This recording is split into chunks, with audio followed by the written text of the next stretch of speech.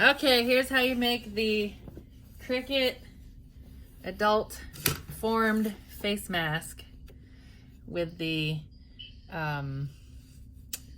molded shape from the printout. I'll show you. Yeah. You fold your fabric just to the width of the mask that you're making, so you don't waste fabric. Can you see what I'm doing, Sheila? Yeah. Okay. And I try and get it as close as possible because I don't like to waste.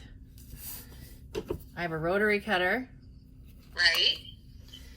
And it is so quick. That's amazing. Yep. You got to be careful with the rotary cutters because if you go off your cutting board, it will cause the smallest stick and then it won't cut smoothly anymore. So you got to be really careful with the.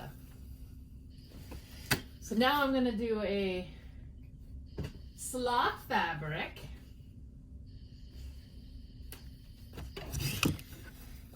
Oh, sloth. This one's good because the sloths go in every direction, so you don't really have to be too careful about making sure it's in the right way.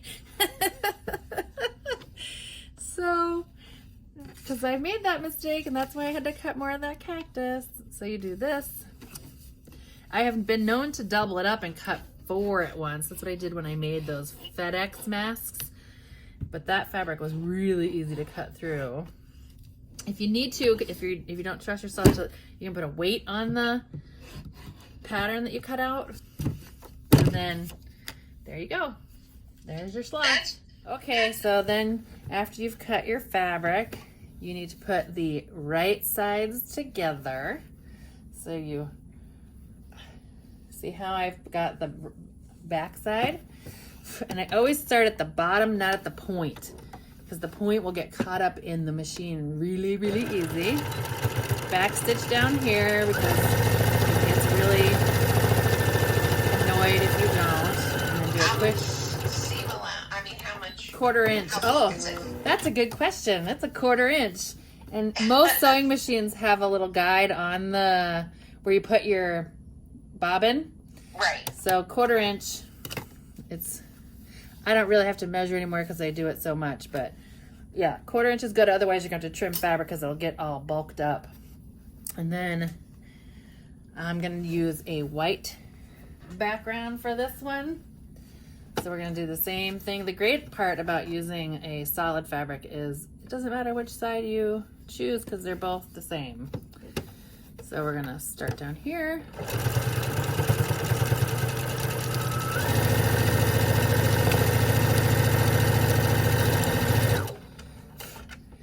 And I know that some people are gonna like the pleated ones better, but I just like these better. I really, really do. Well, they fit better. They do. So then some people who are beginners are gonna need to pin these together. And when you're doing the bottom line, you wanna make sure it's kind of cupped in like this.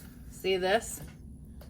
You wanna have it like that when you're doing the bottom, and then you do the opposite when you're doing the top, because it'll keep your fabrics lined up best when you do it that way. I gotta go a little further. You gotta leave about 1.5 inches when you wanna flip it back out. So make sure you leave a space open. Get to your corner, put your needle down, turn your fabric, make sure you're still lined up.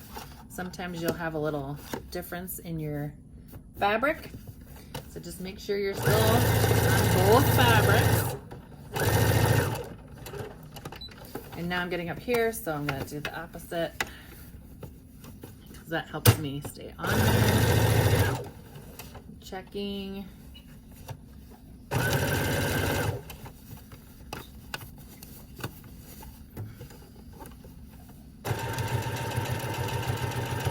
Aunt Sheila's sloth face mask is almost done.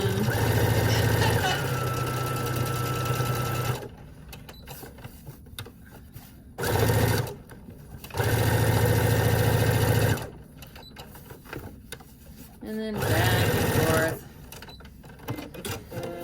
And They then, wash really well too. Yep. Because and then we'll just flip it right side up. Just finish off the edges, and it closes up the space that you use to turn your fabric out.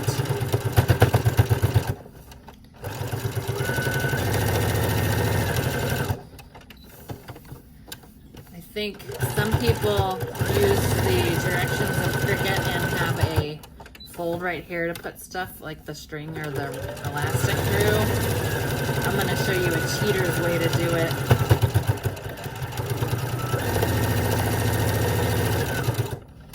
Ain't nobody got time for that, right?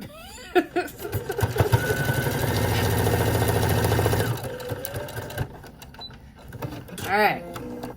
So all we're gonna do, I'm gonna show Sheila really quick, is we're gonna take this and just fold it over the elastic that we're putting.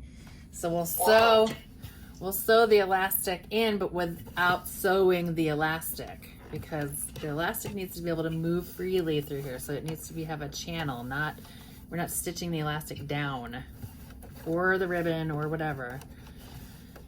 I'm lucky I got elastic. So, all right. I go right along the seam I just put on, right there. right. And then back and forth. We're gonna do the same thing on the other side, and then when we're all done, we'll trim all these little strings off. And I like to do the loop for the neck, and then you tie it above your head, because tying it at your neck is uncomfortable. And once you get this, Sheila, and you tie it the first time, you should never have to untie it, because you're gonna make the elastic just snug enough to go around your head, but still loose enough to be able to remove it. So you're you're kind of making a permanent tie without really doing it. I did a bow on mine just in case I need to adjust it in the future. But here we go. It is, I gotta find my camera, all done and ready to ship Oh out. my God, that is amazing.